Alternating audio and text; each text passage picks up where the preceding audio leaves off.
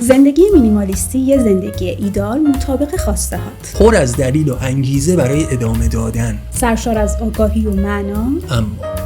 اما این زندگی میتونه مناسب همه هم نباشه. این هفته میخوایم این موضوع رو بررسی بکنیم که زندگی مینیمالیستی اصلا مناسب چه کسایی نیست. کیا اصلا نمیتونن مینیمالیست باشن؟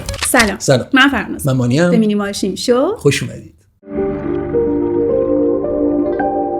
زندگی مینیمالیستی میتونه برای یه سری افراد مناسب نباشه.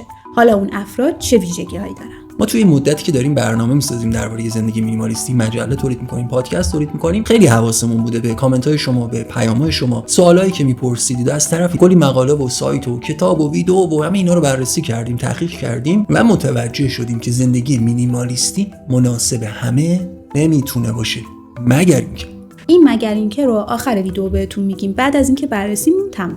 دسته اولی که زندگی مینیمالیستی براشون مناسب نیست، افراد مودی و دمدمی مزاجن. خب این افراد چون هر لحظه میتونن تصمیمای جدیدی بگیرن یا انتخابهای متفاوتی داشته باشن، مناسب زندگی مینیمالیستی نیستن. در مورد اهمیت قدرت تحلیل و تصمیم گیری توی زندگی مینیمالیستی قبلا صحبت کردیم. حالا نه اینکه خدای نکرده افراد مودی یا دمدمی مزاج آدمای به درد نخوری باشن، اصلا همچین منظوری نداریم. ما به هر دلیلی مثل دلایل اجتماعی، خانوادگی، محیطی خب این مسئله رو دارن و خودشون هم خیلیاشون ناراضیان از این مسئله. این افراد بهتره که سمت مینیمالیسم نرن، چون که بعد از این مدت خودشون متوجه میشن که به دردشون نمیخوره و دیگه مینیمالیست نیستن. پس مودی ها هم براشون مینیمالیسم مناسب نیست مگر اینکه دسته دوم افرادی هستند که وابستگی‌های غیر منطقی دارن. این افراد مثلا به یه مداد وابستگی عاطفی دارن، حالا نسبت به اشیاء دیگه، آدما، لباسا، و این افراد هم نمیتونن مینیمالیست باشن، به خاطر اینکه خب ما توی زندگی مینیمالیستی ممکن از عزیزترین چیزهامون یا حتی عزیزترین افراد زندگیمون دست بکشیم و این برای شخصی که خب شخصیت احساسی و وابسته‌ای داره، اونم به صورت خب غیر منطقی، میتونه سخت باشه. مگر اینکه خیلی مهمه. خیلی. دسته سوم افرادی هستند که نسبت به هر چیزی، نسبت به هر کسی و کلا نسبت به همه چیز احساس مالکیت دارن. زندگی مینیمالیستی مناسب این افراد هم نیست، چون اساساً این بار مالکیت و مالک هر چیزی بودن و ما توی مینیمالیسم از رو دوشمون برمی‌داریم یا تعدیلش میکنیم. یه جورایی هیچی مال ما نیست و در واقع همه چی مال ماه. این احساس مالکیت روی روابط، دارایی‌ها، رفتارهای ما و در حقیقت روی همه چیز تاثیرش رو میذاره. در حالی که ما توی زندگی مینیمالیستی نیاز به تعادل داریم، نیاز به درک روابط داریم، نیاز داریم اولویتامون رو نسبت به اون نیازهای خودمون که آگاهانه ساختیمشون بچینیم. پس متاسفانه این افرادم مناسب زندگی مینیمالیستی نیستن مگر اینکه دسته چهارم افرادی که از شلوغی لذت میبرن. این افراد اصلا توی شلوغی حالشون خوب میشه، اصلا واسهشون تراپیه. دوست دارن دور و براشون همش وسیله باشه، وقتی میرن خرید با دست پر برگردن و بین دارایی‌ها و لباساشون و هر چیزی که دارن غرق بشن، اینجوری حالشون خوبه. برای این افرادم مینیمالیسم مناسب نیست مگر اینکه دسته پنجم تنوع طلب‌ها. این افراد که تعدادشون هم زیاده، حداقل ما که ازشون دایرکت و پیام و ایمیل زیاد داشتیم، خودشون هم اصلا واقف هستن به این موضوع که براشون مناسب نیست مینیمالیسم. به هر حال ما توی زندگی مینیمالیستی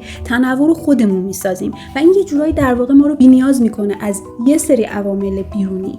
در نتیجه افراد تنوع طلب هم مینیمالیسم براشون مناسب نیست مگر اینکه دسته ششم افرادی که شغلشون کلا مرتبط با جمع‌آوری اشیا و خود شلوغی، خود بحث شلوغی، مثل کلکسیونرها و افرادی از این دست. خب اینا هم شرایط زندگی و شغلیشون بهشون اجازه نمیده که بتونن از اون عدم شلوغی و مرتب بودن توی مینیمالیسم بهره ببرن مگر اینکه دسته هفتم خانواده‌های پرجمعیت. ببینید خب این یه مسئله عمومیه. اساساً اینکه شما خانواده پرجمعیتی داشته باشید یا با چالش‌های خانوادگی درگیر باشید خیلی تفاوتی با هم نداره و طبیعتاً چالش بزرگیه و مشکل خیلی هست. همکاری نکردن بقیه اعضای خانواده، قضاوت‌ها، تجویزها، مخالفت‌ها و کلی مسائل دیگه که بله متأسفانه ما رو از ورود به دنیای مینیمالیسم باز می‌داره در واقع. اینجا هم یه مگر اینکه داریم البته.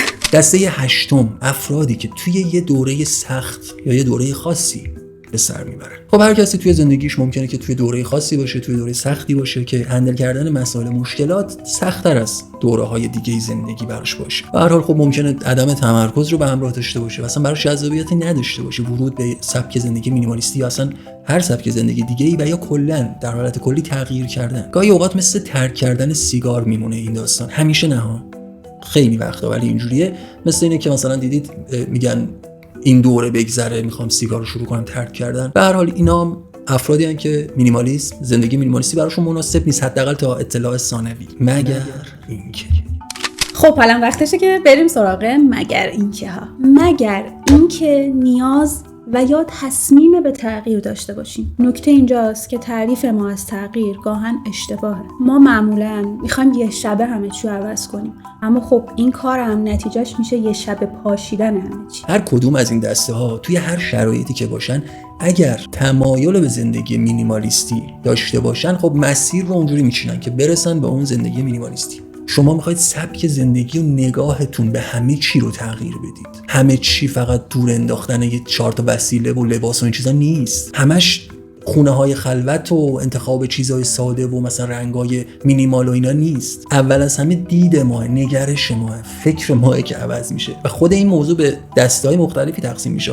مثلا ما در مورد افکار مینیمال قبلا خیلی صحبت کردیم. یه راهش اینه که افکار منفیمونو و نشخوارهای فکریمونو از بین ببریم یا حداقل کمترشون بکنیم. بعد تازه باید مراقب ورودی هامون باشیم. بعد باید دیدمون رو نسبت به مالکیت و تعریف دارایی هامون تغییر بدیم و صدها عقیده دیگه. اینم بازی پروسه است. سخت نیستا، یعنی این حرفا شاید یه ذره یه جوری کنه که وای چقدر سخته و اینا. نه، راحته. مثلا برای حذف افکار منفی که ما قبلا تکنیکش رو گفتیم، حداقل باید 2 هفته زمان گذاشته بشه. یا در مورد برنامه‌ریزی کردن اون تکنیک استمرار در برنامه‌ریزی که بهتون قبلا گفتیم، حداقل 2 ماه زمان لازمه که اون تکنیک کار کنه براتون. و همه اینا ذهن شما رو مینیمال میکنه. ممکنه شما مثلا جزء دسته اول باشید و تصمیم گیری و پروسه انتخاب کردن براتون سخت‌تر از بقیه باشه، پیچیده‌تر از بقیه آدم باشه. آره، اگه همونجوری ادامه بدید، خب طبیعتا مینیمالیسم برای شما مناسب نخواهد بود، مگر اینکه شروع کنید به اصلاح کردنش، ساختنش، تحلیل کردنش. اینجوری یه قدم به زندگی مینیمالیستی نزدیک‌تر شدید. یا اگه خودتون رو توی اشیا، توی دارایی‌هاتون تعریف می‌کنید، وابستگی‌های غیر منطقی دارید، حالا نسبت به اشیا یا آدما،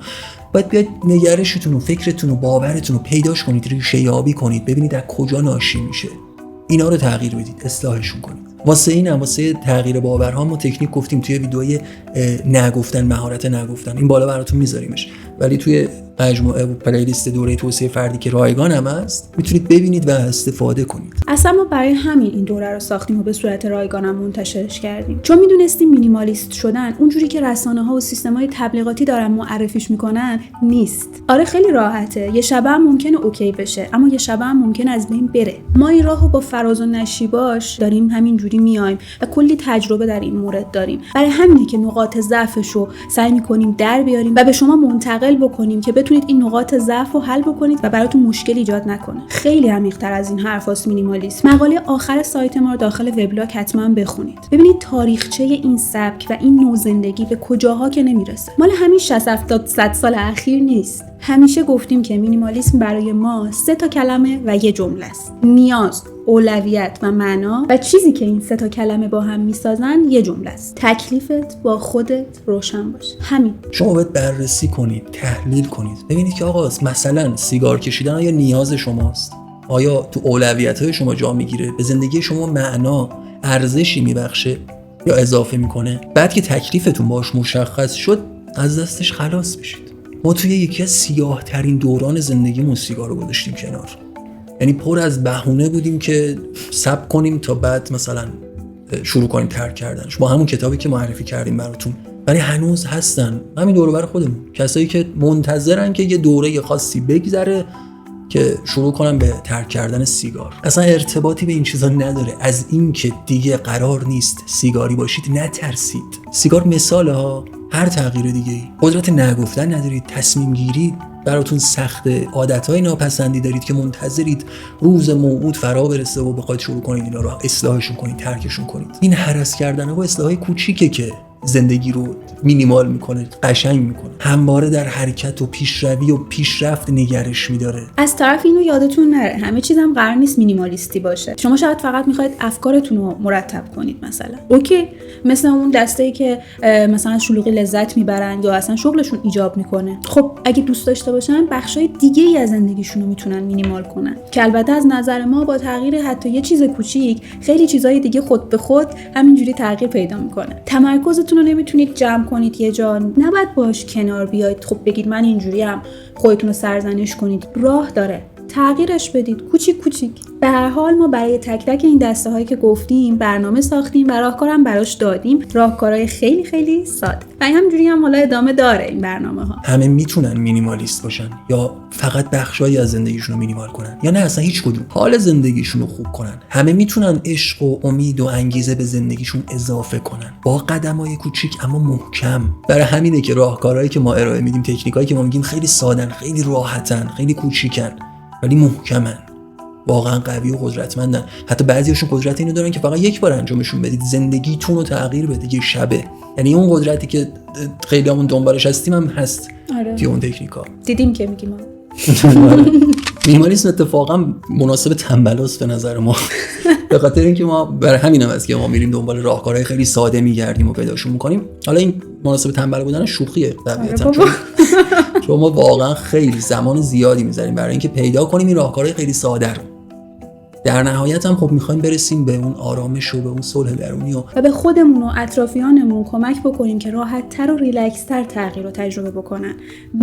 میدونید چیه؟ من فکر میکنم که یعنی ما با اینکه تو خونه هامون جدا از همه توی این زمین ولی داریم توی یه خونه زندگی میکنیم. هر چقدر که حال دل هممون خوب باشه در کنار هم دیگه، قراره با هم دیگه حالمون بهتر و بهتر بشه و به اون زندگی بهتر برسیم. یه محصول جذابم داریم تولید میکنیم در راستای همین زندگی مینیمالیستی برای کسایی که خیلی دنبال یه آموزش منسجم بودن. این آموزش هم منسجمه، همین که قراره همیشه همراهتون باشه، همیشه کنارتون باشه. اونایی که درخواست کرده بودید هی.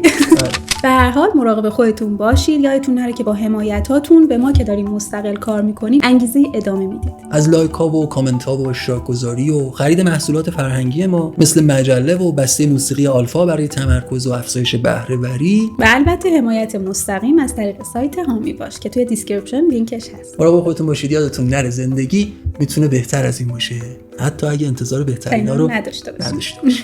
فعلا خدا